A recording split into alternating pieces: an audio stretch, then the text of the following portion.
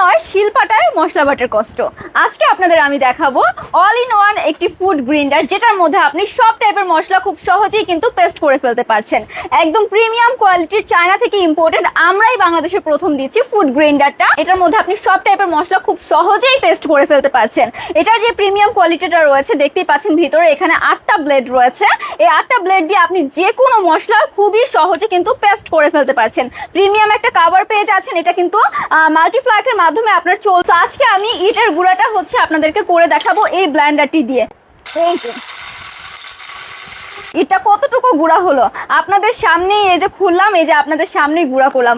মাশাআল্লাহ, দেখেন একদম পেস্ট হয়ে গিয়েছে। তাহলে বুঝেন আমাদের মশলা কিভাবে গুঁড়া হবে, কিভাবে পেস্ট হবে।